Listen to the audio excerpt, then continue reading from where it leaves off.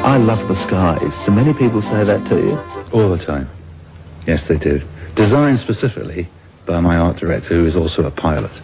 So he's got a lot of knowledge of skies. Because it's obviously drawn by a man who knows his clouds. He does. He's up there all the time. Yeah. But we have a passion for the island of Sodo. That the fluffy clouds are very important, friendly clouds, which match the character of Thomas. Film director David Mitton loves his work. Who wouldn't? But the truth is that it demands an almost fanatical attention to detail to make the Thomas the Tank Engine television series the full steam ahead success that it's become.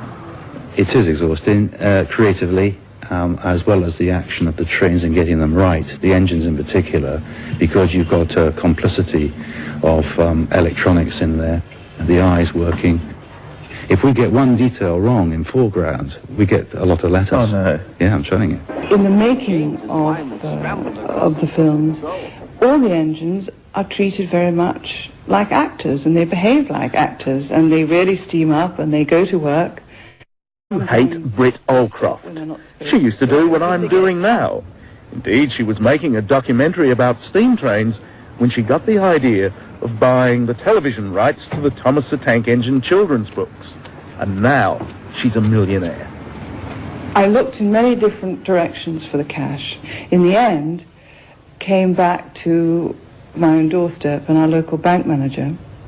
But that involved mortgaging the house. And for the price of that mortgage, in television terms at least, you own Thomas the Tank Engine.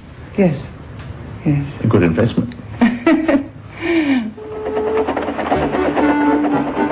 Fluffy clouds, sunny skies, a lovable toyland. And even if behind the scenes it really is a multi-million-dollar business, there's still plenty of room for eccentricity. It's eaten into my soul all the time. Even dream about it now. Dream about it? Yeah.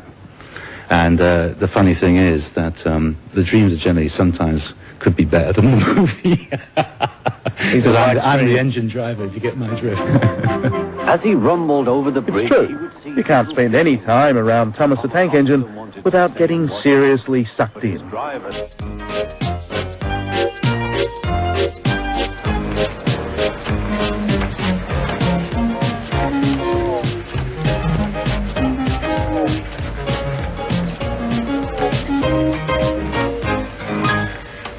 What first attracted me to the stories were and still are the characters, the adventures, the situations they get into.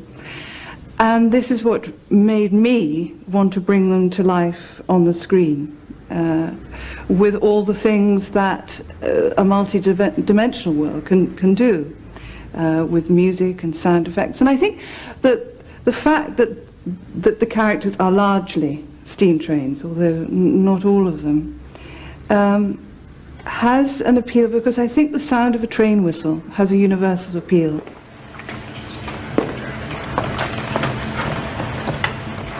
What we're waiting for is a whole parade of engines coming past the station, which you see. You've got Thomas, Toby and Percy, who are quite astounded by this great parade of engines coming past. This is the story where it's Fat Controller's engines, where actually all the major engines are all going off to London to a big show for all the kids.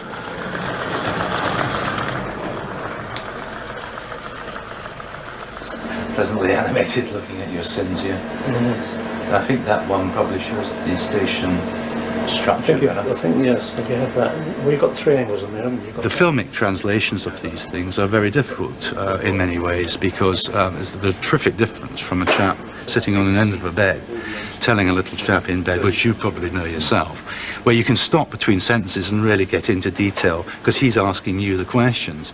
In filming it, you've got to explain all the questions filmically there so that there's no mistake, there's no misunderstanding, and the story is clear.